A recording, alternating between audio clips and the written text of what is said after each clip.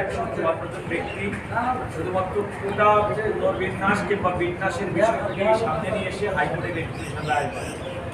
চূড়ান্ত বিবেচনায় হাইকোর্ট বিভাগ আলটিমেটলি এই ৬,৫৭১ জন পদের যে ফলাফল এবং উত্তীর্ণ শিক্ষক নিয়োগপ্রাপ্ত শিক্ষক তাদের নিয়োগটাকে বাতিল করে একটা অবজারভেশন দেয়।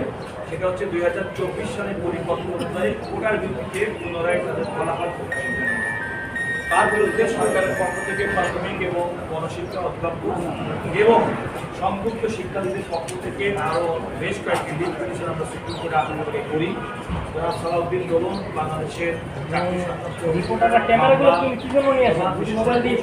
এই মামলায় ছিলেন। জনাব আমাদের মুন্তাসির আহমেদ সাহেব ছিলেন। আমি ছিলাম সবচেয়ে বড় কথা যে সরকারের পক্ষে রাষ্ট্রীয় পক্ষে জনাব মোহাম্মদ আসাদুজ্জামান কন্টেন্ট ক্রিয়েটর হয়ে গেছে। আমাদের সঙ্গে সিনিয়র অ্যাডভোকেট ব্যারিস্টার ফেব্রুয়ারি সরকার, ব্যারিস্টার আব্দুল্লাহ মামুন এবং ব্যারিস্টার স্যার মোহাম্মদ ফজলুর রহমান সাহেবও আমাদের পক্ষে।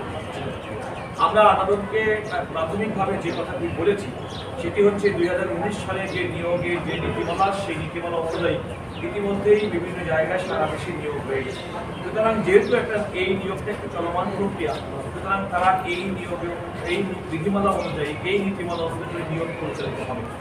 প্রাথমিকভাবে আদালত আমাদের এই বক্তব্যটি গ্রহণ করে লিভ গ্রান্ট করেছেন, অর্থাৎ হাইকোর্ট বিভাগ যে রায়টি দিয়েছিল, রায় দিয়ে ৬,৫৭১ শিক্ষকের নিয়োগটাকে বাতিল করেছিল করে 2024 সালের কোটা সংক্রান্ত যে সরকারের প্রজ্ঞাপন সেই প্রজ্ঞাপনের ভিত্তিতে নতুন করে ফলাফল প্রকাশের যে সিদ্ধান্ত দিয়েছিল সেটির কার্যকারিতা স্থগিত করেছে।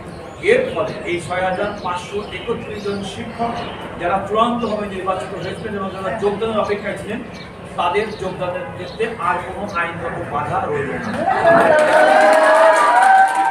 আপিল বিভাগ কোনো মামলায় তার অর্থ হচ্ছে প্রাথমিকভাবে আমরা যে সমস্ত আর্গুমেন্টগুলো আপিল বিভাগের সামনে উল্লেখ করেছি সেগুলো প্রাথমিক সর্বোচ্চা পেয়ে কিন্তু এবং যেহেতু হাইকোর্টের রায়ের কার্যকারিতা স্থগিত হয়েছে, সুতরাং তারা চূড়ান্তভাবে উদ্বোধিত ব্যক্তি তারা এখন যোগদান করবেন, কারণ যোগদানটাই তাদের বাকি ছিল।